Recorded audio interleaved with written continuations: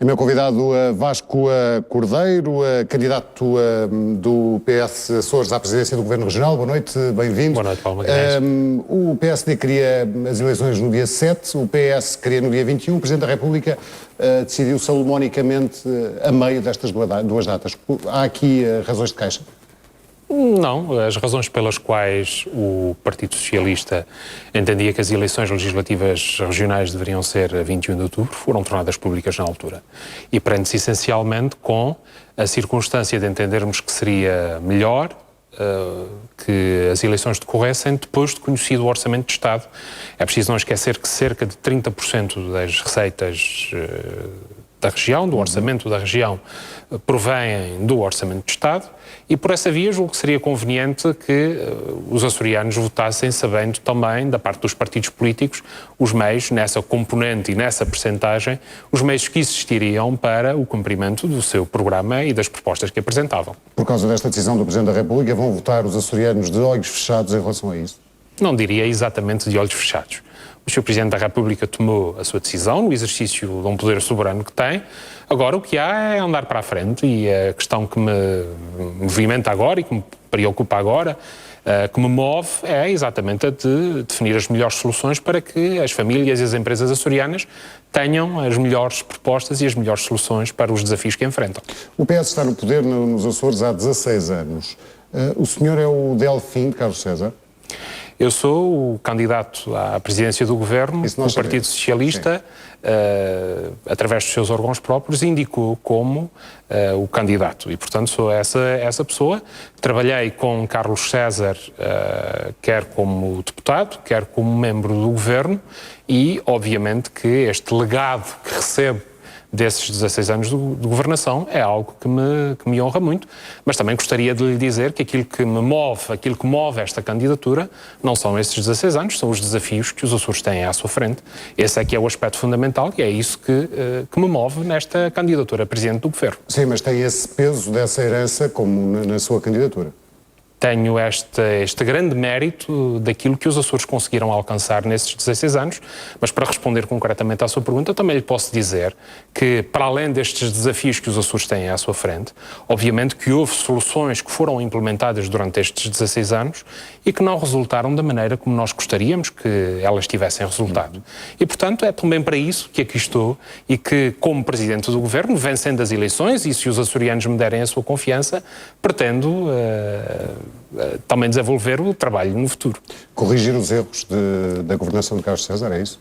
Não é propriamente corrigir os erros da governação de Carlos César. Fazer melhor. Fazer mais, fazer melhor, é natural, a vida é assim, é isso que também nos move.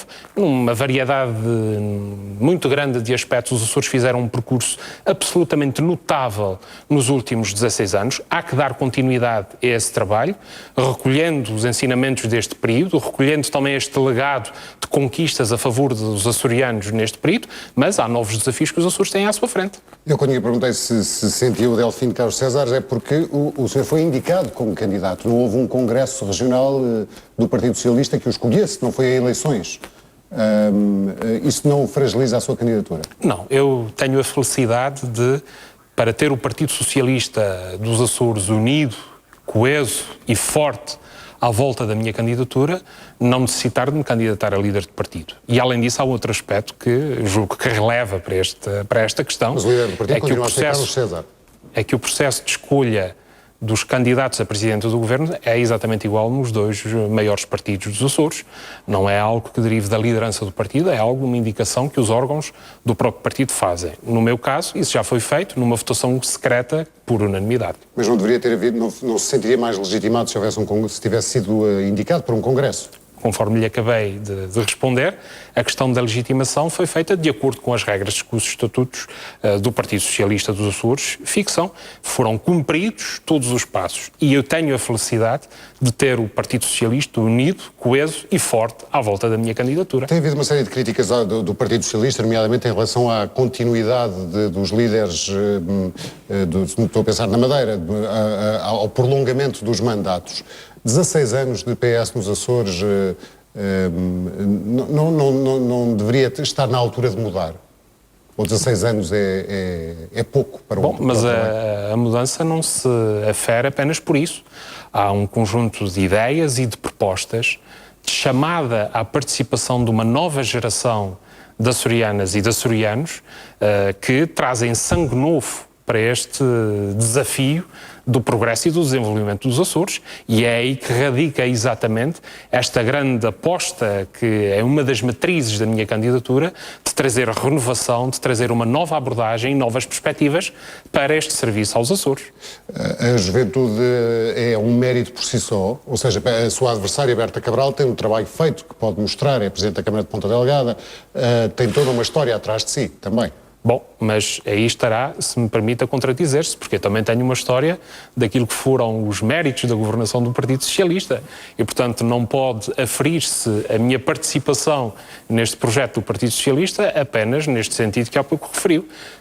A juventude só por si não é o elemento decisivo, é postura, a intenção, é no fundo esta abordagem que se faz à atividade política, aos desafios que os Açores têm pela frente, e desse ponto de vista julgo que a juventude, esta nova abordagem, esta renovação que se faz com confiança naquilo que tem a ver com um projeto que o Partido Socialista desenvolveu nos Açores, que julgo que é um dos ativos principais da minha candidatura. Qual é a principal vantagem da sua candidatura em relação à candidatura de Berta Cabral? É exatamente esta postura de renovação. A minha adversária teve já uma participação no governo, fez parte de um governo há 20 anos atrás, fez parte de um governo dos Açores, e nessa altura, os açorianos certamente recordar-se-ão, os Açores ficaram, enfim, numa situação, sofriam uma crise sem qualquer influência externa, como acontece atualmente com uma crise nacional, uma crise europeia. Os Açores ficaram com um conjunto de indicadores, tinham um conjunto de indicadores que os colocavam na cauda do país, na cauda da Europa, e obviamente que este também é um dos aspectos que é fruto da ação que a minha adversária teve como responsável político na altura. Aqui, o percurso que foi feito nestes últimos 16 anos, para além das conquistas que trouxe, teve também este grande mérito de permitir agora esta renovação, este trazer para os desafios que se colocam aos Açores, novas ideias e novas perspectivas, uma nova geração no fundo. Uma nova geração, e voltando à questão da herança, há este relatório do Tribunal de Contas que fala de alegadas irregularidades no pagamento de ajudas de custo a membros do Governo Regional, relativos a 2010, mas que foi conhecido agora. Isso também não é algo que assombra a sua campanha? Não, o valor era de 600 mil euros, se não estou em erro, corrija-me se estiver. Aliás, eu julgo que a questão não se coloca exatamente ao nível de irregularidades. Aquilo que foi feito no exercício de um direito que a lei permite. O que julgamos necessário, e a alteração à lei foi feita por iniciativa do Partido Socialista, é que se clarifique esta situação no sentido de que quem cumpre a lei não seja alvo de censura. Foi isso que foi feito e este assunto está resolvido, a lei está aprovada e, portanto, desse ponto de vista, está claramente sanada esta situação. Independentemente das questões serem legais ou não, e já vimos isso até em termos de governo regional, há a questão da ética também, ou dos princípios. Aqui não há qualquer problema do seu ponto de vista. Eu julgo que a questão não se coloca ao nível da ética, porque não me parece também correto que se julgue um governo ou os membros de um governo do ponto de vista ético ou do ponto de vista moral exatamente por esta situação. É preciso não esquecer que a situação a que se refere foi feita no exercício de um direito que a lei consagrava na altura. O que foi necessário alterar foi evitar, ou melhor, alterar a lei no sentido de evitar que quem cumpre a lei seja alvo de censura. Isso já foi feito por iniciativa do Partido Socialista e esse aspecto também relevará neste juízo que se faz em relação à forma como o Partido Socialista geriu essa situação. Em Lisboa, no Governo Central, temos um governo de direita, coligação PSD-CDS. É legítimo que entre os eleitores açorianos se pense que seria mais vantajoso para a região autónoma que houvesse um governo semelhante, de cor semelhante ao do Governo Central? Julgo que os açorianos têm bem presente qual a situação que se vive no continente e qual a situação que se vive nos Açores.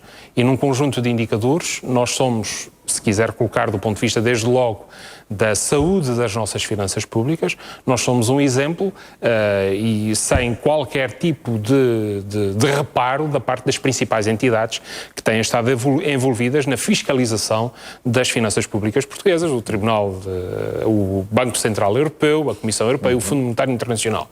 Julgo que aquilo que os açorianos não querem é que se repita nos Açores aquilo que está a acontecer aqui no continente. E, portanto, desse ponto de vista, não me parece que seja uma vantagem a existência de um governo PSD-CDS no continente. Mas ainda há bocado me falou do Orçamento de Estado e da implicação que tem o Orçamento de Estado para a região autónoma. Mas o Orçamento de Estado e o peso que o Orçamento de Estado tem para a região autónoma não deriva da existência de um governo. Aliás, esta foi mais uma das conquistas do Partido Socialista. Deriva do cumprimento da Lei de Finanças das Regiões Autónomas. E, portanto, não é algo que esteja na vontade de um governo da República fazê-lo.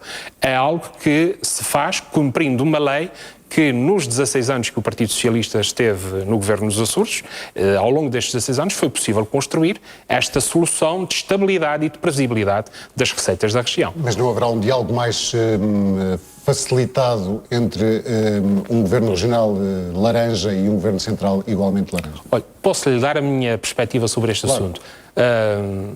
Uma vez eleito presidente do governo, aquilo que me parece importante que se faça é que qualquer governo, seja ele de que partido for, que quiser trabalhar, que estiver disponível para um trabalho sério, franco e leal com os Açores, terá em mim um aliado empenhado e pronto. Se isso não acontecer, qualquer que seja o governo, qualquer que seja o partido, pois terá em mim também um crítico e um opositor. A defesa dos interesses dos Açores, uma vez eleito presidente do governo, é aquilo que deve mover, do ponto de vista institucional, essa atitude. E, portanto, não é um problema haver um acordo, um governo na República, pelo menos na forma como eu entendo esse relacionamento. Havendo boa fé e a vontade de um relacionamento franco e leal, teremos todas as condições para fazer um bom trabalho. Não havendo um problema, fazendo-lhe a pergunta ao contrário, acha que pode ser beneficiado nas eleições de outubro pelo desgaste de um governo central de cor contrária à sua, que está a levar a cabo uma série de reformas que não são populares? Julgo, sobretudo, que aquilo que pode conduzir ao resultado, e aquilo que julgo que os açorianos também avaliarão, é se querem nos Açores um governo que vá para além daquelas que são as obrigações a que o Estado português se vinculou no âmbito do memorando da Troika.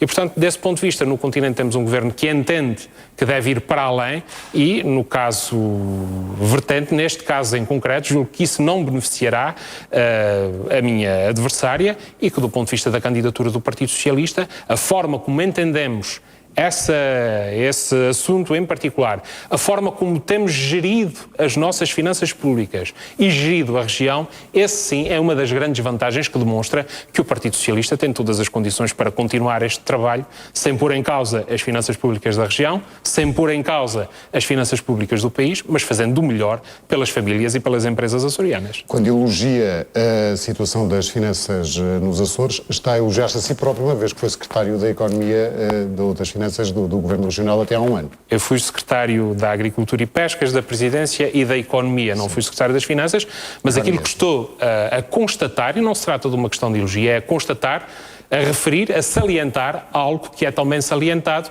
pelo Fundo Monetário Internacional, pelo Banco Central Europeu, pela Comissão Europeia, pelo Eurostat e pelo Tribunal de Contas. Peço-lhe uma opinião pessoal. Tem-se falado de um progressivo descolamento do líder do seu partido em relação ao consenso até agora estabelecido com a Troika. Fala-se de um eventual voto contra no próximo Orçamento de Estado do PS. Do seu ponto de vista, o seu partido devia votar contra o próximo Orçamento de Estado? Eu acho que, sobretudo, o que está aqui em causa é que as obrigações a que o Estado português se vinculou devem ser assumidas e devem ser cumpridas. Mas a questão que temos neste momento não é apenas esta. A questão que temos neste momento é de um governo da República que, com orgulho, afirma que quer ir mais além, que está a ir mais além.